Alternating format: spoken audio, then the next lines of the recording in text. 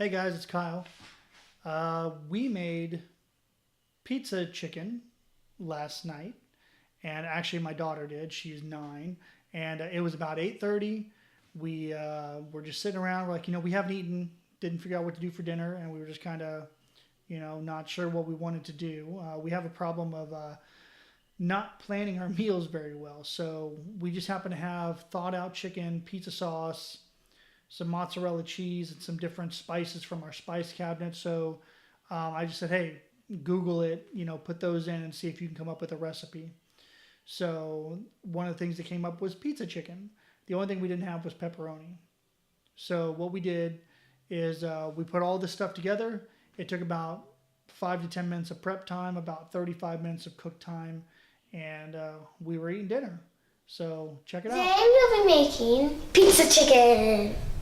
The first thing that you want to do when cooking is making sure that you have all your ingredients. For this, you're going to need an 8x8 baking dish, pizza sauce, garlic powder, onion powder, a Sicily blend, some shredded cheese, and thawed out chicken.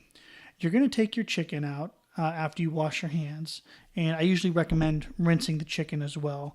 But you're going to cut it into a Hasselback style, which means you're basically going to lay out the chicken and you're going to cut deep slits across the chicken, and what this allows is for you to kind of stuff it. So in our case, we're going to be using pizza sauce and cheeses, so you'll be able to make the slits and then actually put pizza sauce into the chicken, so it's not just on the surface of the chicken.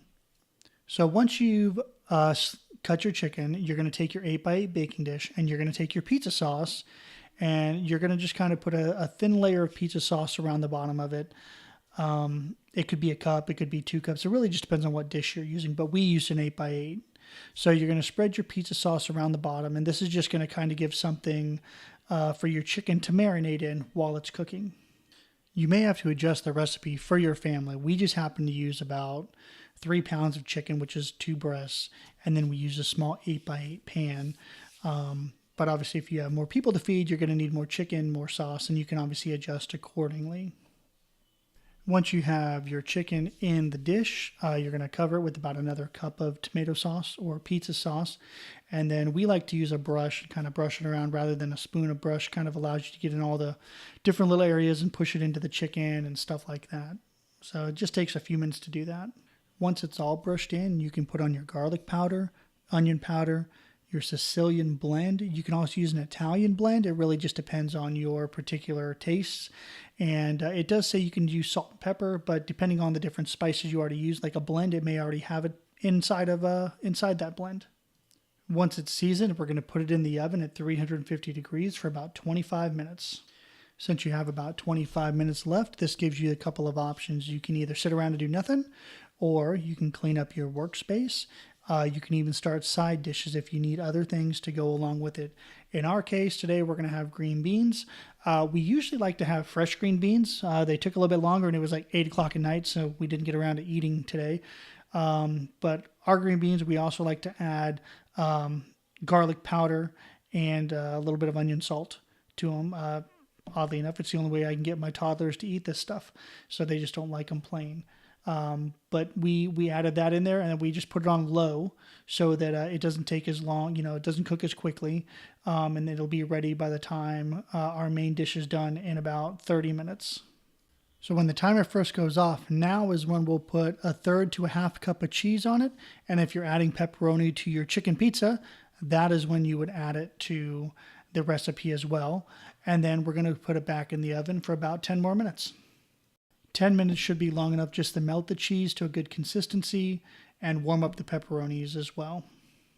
Now you want to make sure that your chicken is actually done. That typically means that it has an internal heat of 165 degrees Fahrenheit. I always cut the chicken in half just to make sure that it is fully cooked all the way through. So the next thing after that is just to serve it up and feed your people.